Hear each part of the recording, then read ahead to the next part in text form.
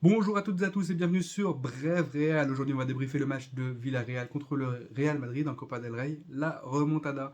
Et oui, ça fait plaisir comme ça de dire comme ça, on a gagné, on a fait une remontada, mais au final, le match n'était pas parfait du tout et on a bien vu dès la troisième minute, on attendait quand même un sursaut d'orgueil après le Barça, après le match de coupe qu'on a loupé, qu'on a perdu. On a vu que d'entrée de jeu, on se prend un but dans la surface de réparation. On laisse beaucoup les joueurs des équipes adverses tricoter, on est attiré beaucoup par le ballon et on laisse beaucoup les joueurs qui sont sans ballon rentrer entre les lignes et après on se fait avoir par des passes où on est trop juste et du coup ça mène au but. Donc le premier but c'est une frappe sur un angle assez fermé, hein. Une mine qui laisse Courtois sans possibilité de l'arrêter. 1-0 pour Villarreal. Peut-être sur d'orgueil, non. On a vu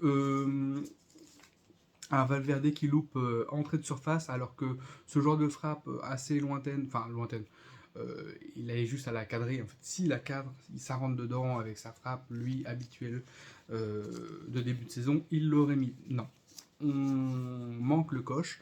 Malheureusement, Nacho et Valverde vont quand même bien s'en tirer parce qu'il y a un contre, hein, il y a une percée de Villarreal et Nacho permet de ralentir un peu la progression de l'attaque et Valverde c'est pareil, il était là pour seconder Nacho et ça va permettre le retour de la défense, hein, parce que des fois on prend l'eau, c'est en percée, des fois on est à 2 contre 2, 1 contre 2, c'est vraiment très dur et ça manque de pas grand chose, hein. Et puis il faut pas faire non plus de gestes bruts parce qu'on a vu Kamavinga qui a pris un carton jaune assez rapidement, donc il pouvait pas non plus tacler après. Il a fait un bon match, hein, dans l'ensemble, Kamavinga, hein, parce que lui, il était dans tous les bons coups, il essayait d'apporter un plus. C'est vrai que c'est pas facile, hein, c'est pas facile ces matchs-là, surtout contre Villarreal et surtout quand tu perds contre Villarreal, quand tu commences à prendre des buts. En général, c'est très dur de remonter cette équipe. Donc, du coup, il y a eu 1-0. On a vu Benzema qui a décalé sur Mendy. Mendy a frappé, il a manqué à la 33e minute. À la 35e minute, c'est Mendy qui trouve Rodrigo dans la surface, frappe du Brésilien manqué encore une fois, mais ça veut dire qu'on a eu aussi quand même des munitions, hein, ça s'est pas joué à grand chose. D'habitude, le Real de début d'année et de l'année dernière, on marque sur peu d'occasions. Là, on avait quand même eu une plus gros ratio d'occasions qu'on n'a pas converti. Malheureusement, les autres ont eu peu d'occasions, ont eu des occasions quand même et ils les ont convertis. On a vu à la 41e minute maintenant Chukwueze, pardon, qui a marqué un deuxième but pour Villarreal.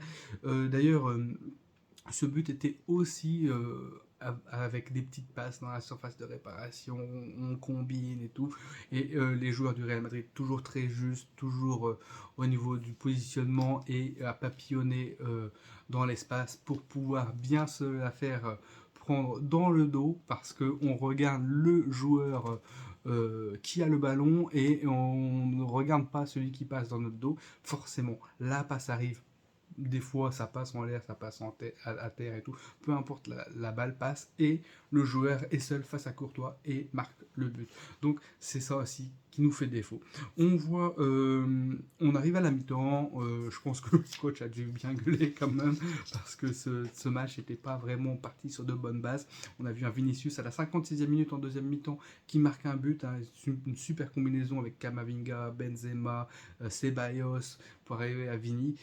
Ceballos qui est entré en jeu, hein, qui a apporté du 109, qui a apporté quelque chose en plus, un supplément d'âme, parce qu'on avait vu la défense était aux abois, mais le milieu de terrain inexistant. On a vu Ceballos qui faisait la transition entre la défense et l'attaque. Ça a permis d'avoir plus de munitions offensives et il apportait un réel plus sur toutes les occasions. Il était toujours dans tous les bons coups.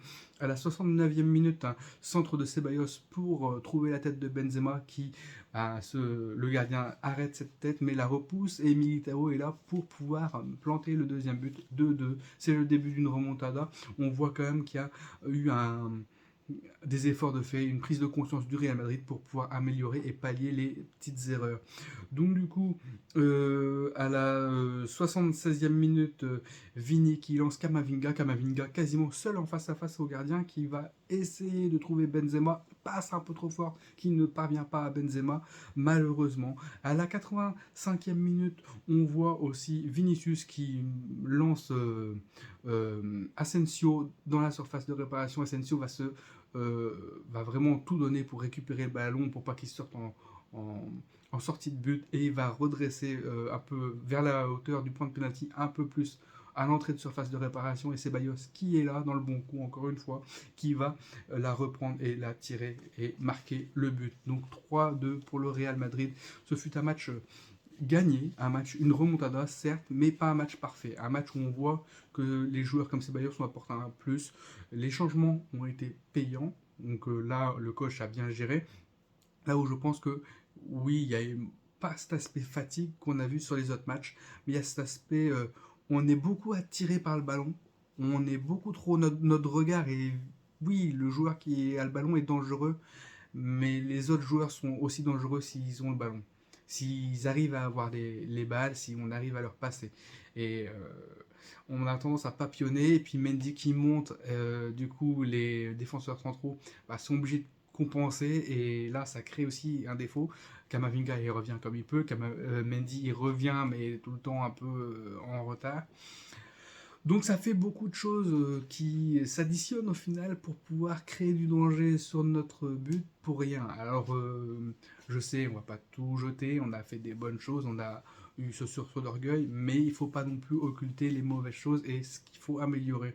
Il faut améliorer pas mal de choses dans le secteur défensif et dans le secteur de transition, c'est-à-dire l'amener de la défense à l'attaque, mais aussi de passer de l'attaque à la défense, de pouvoir se replier assez vite, parce que c'est sur ça qu'on va gagner les matchs. On a bien vu, les équipes adverses sont assez regroupées en défense et arrivent beaucoup à mettre des gens pour contrer. Benzema ne peut plus, n'est pas là en ce moment, n'est pas à son meilleur niveau.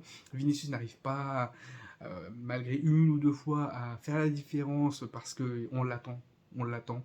Et ils savent bien se regrouper, hein, ils savent bien gérer. Et puis de loin, il n'y a pas forcément de tireurs. On tentait un peu plus avec Valverde début de saison, là ça se tente un peu moins.